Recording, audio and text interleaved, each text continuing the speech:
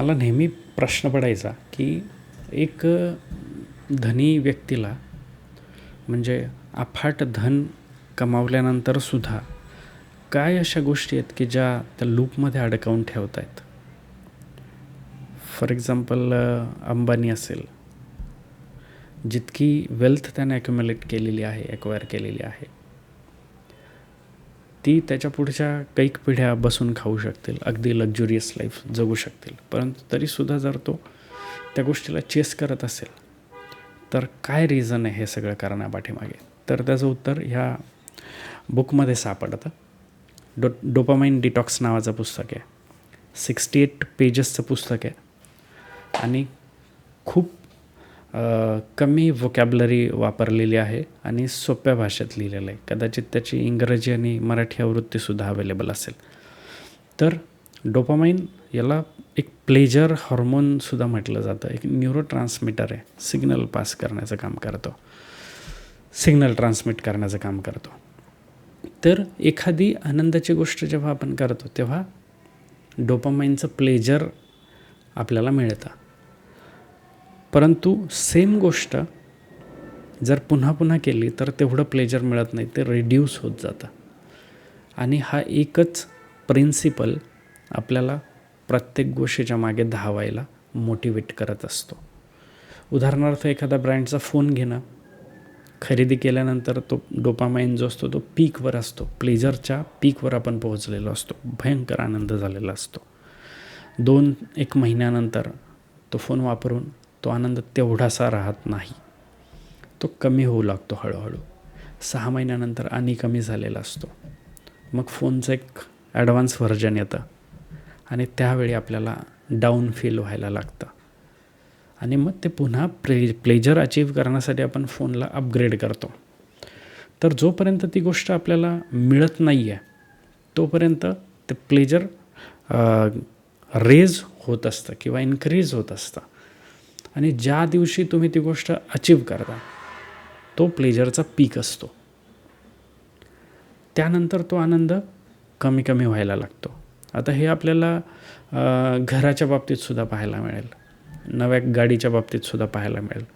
जेव्हा नव्याने घेतो आपण गाडी तेव्हा भयंकर आनंद असतो आणि मग हळूहळू आपोआप तो आनंद कमी व्हायला लागतो आणि अगदी अशी वेळसुद्धा येते की त्या गोष्टी बर्डन वाटायला लागतात आणि मग आपण नव्या गोष्टीकडे शिफ्ट होतो किंवा नव्या गोष्टींच्या भानगडीत पडतो.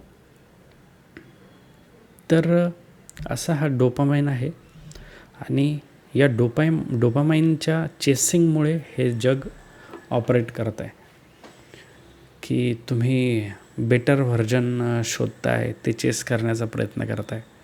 असंच एक रेफरन्स एका पॉडकास्टमध्ये दिला गेला होता की तुम्ही ड्रीमला चेस करताय त्या प्रवासात फक्त आनंद आहे आणि ज्या दिवशी तुम्ही ड्रीम अचीव करता, जे काय असेल, हायर क्रेडेन्शियल्स असतील, एखाद्या स्पेसिफिक प्रोफेशनची पदवी घेणं असेल, व्यवसायामध्ये एखादी गोष्ट अचीव करणं असेल, परंतु ते अचीव झाल्यानंतर पुढे हे प्लेजर संपून जातं.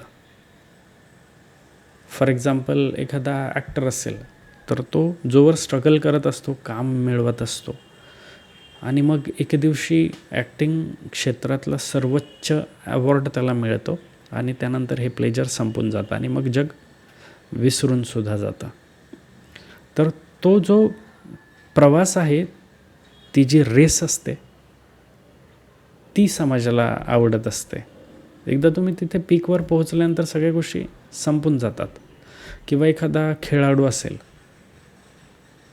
तर फॉर एक्झाम्पल क्रिकेटचा देव म्हणून ओळखले जाणारे सर सचिन तेंडुलकर असतील, तर जोपर्यंत त्यांचा प्रवास सुरू होता, म्हणजे अगदी वयाच्या 15व्या-16व्या वर्षापासून खेळण्यापासून ते शेवटच्या वर्ल्ड कपपर्यंत ते एक वेगळं प्लेजर ते एक्सपिरियन्स करत असतील.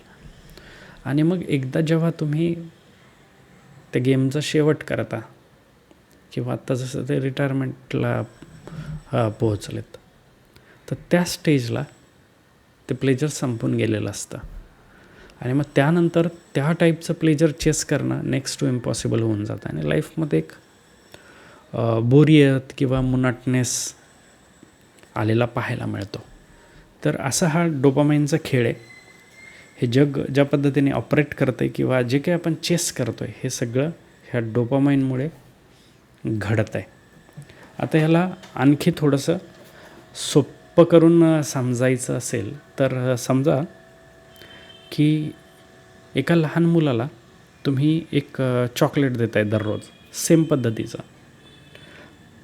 तर आता तर गोष्टी ठीक आहे, परंतु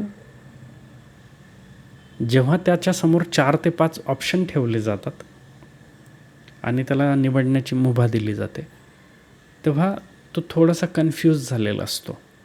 आणि समजा त्याने प्रत्येक वेळी नवीन नवीन चॉकलेट ट्राय केलं तर आता त्याचा ब्रेन ट्रेन झाला आहे आणि सेम चॉकलेट तो जास्त दिवस खाऊ शकणार नाही आहे. त्याला चेंज हवे असतील आणि मग नंतर तो एका काळानंतर इम्पल्सिव्हसुद्धा व्हायला लागतो. म्हणजे वेगवेगळे चॉकलेट्स ट्राय करूनसुद्धा त्याचं जे प्लेजर आहे ते त्याला मिळत नाही आणि मग तो प्रत्येक वेळी नवीन नवीन गोष्टी ट्राय करत राहतो. असंच व्यसनाच्या बाबतीत सुद्धा घडतं.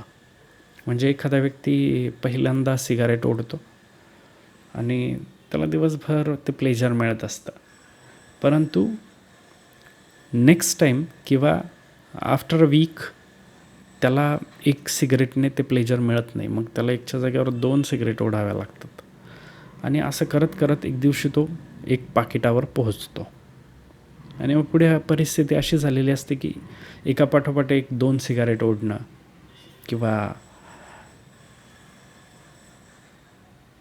माझे एक मॅनेजर होते, तर तो व्यक्ती भयंकर स्मोकर होता.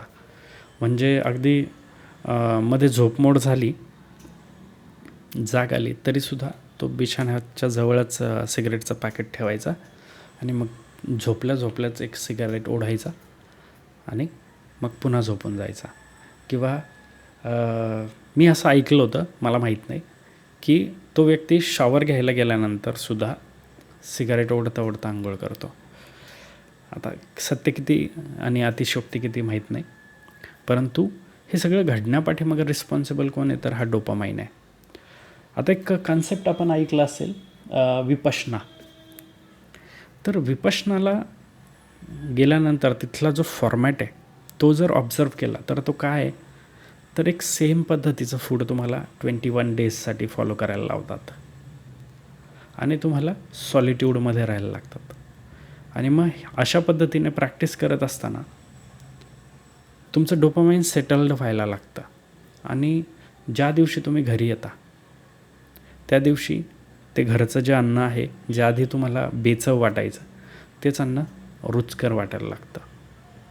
तर असा हा या पुस्तकाचा सारांश आहे. यात काही टेक्निक्स सांगितलेले आहेत डिटॉक्स करण्यासाठीच्या, तर नक्की वाचावं प्रत्येकाने.